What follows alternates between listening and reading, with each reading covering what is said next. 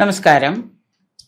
1202 ചിങ്ങമാസം 1 മുതൽ 1202 കർക്കിടകം 31, അതായത് 2026 ഓഗസ്റ്റ് 17 മുതൽ 2027 ഓഗസ്റ്റ് 17 വരെയുള്ള ഒരു വർഷക്കാലത്തെ 12 രാശിയിലെ ഗുണദോഷ സമ്മിശ്ര ഫലങ്ങൾ.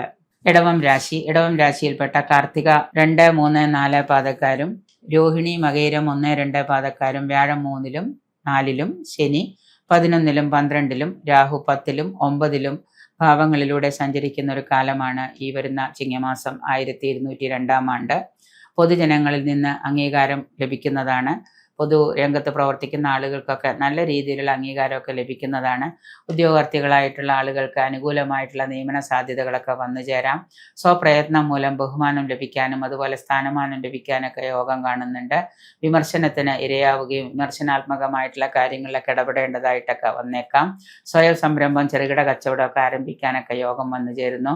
ഉദരവ്യാധി മൂലം ആശുപത്രിവാസം വേണ്ടി വരുന്നതാണ്.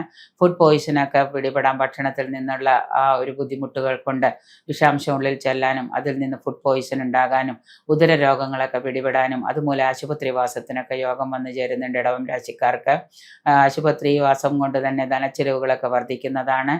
യാത്രകൾ ധാരാളമായിട്ട് ചെയ്യേണ്ടി വരുന്നതിനാൽ ചിലവുകൾ വർദ്ധിക്കുന്നതാണ്.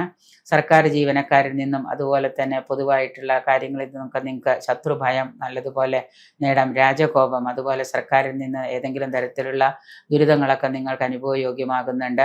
വിദേശത്തുള്ളവർക്ക് രാജാവിൽ നിന്ന് ശത്രുഭയം, സന്താനങ്ങളെ കാത്തിരിക്കുന്നവർക്ക് സന്താന ഭാഗ്യം, സന്താനങ്ങളെ കൊണ്ട് ധനലാഭം, സന്താനങ്ങൾക്ക് തൊഴിലൊക്കെ ലഭിക്കാനും ധനലാഭവും, ഉന്നത പഠനം ആഗ്രഹിച്ചിരിക്കുന്നവർക്ക് ഉന്നത പഠനത്തിൽ ഉയർച്ചയും, അതുപോലെ തന്നെ ഉന്നത പഠനം കഴിഞ്ഞവർക്ക് അവരുടെ തൊഴിലിൽ പ്രവേശിക്കാനൊക്കെയുള്ള യോഗം കാണുന്നു.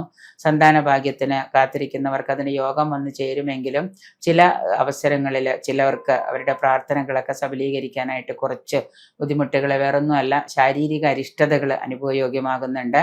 ഉത്തരവാദിത്തമുള്ള കാര്യങ്ങൾ ധാരാളം ഏറ്റെടുക്കേണ്ടി വരുന്നതാണെങ്കിലും ആത്മവിശ്വാസവും നിങ്ങളുടെ ആ ഒരു കർമ്മോത്സാഹവും നിങ്ങളുടെ കഠിന പരിശ്രമവും മൂലം നിങ്ങൾക്ക് കൂടുതൽ നേട്ടങ്ങൾക്ക് ഈ വർഷം വഴിയൊരുക്കാനായിട്ട് കഴിയുന്നതാണ്.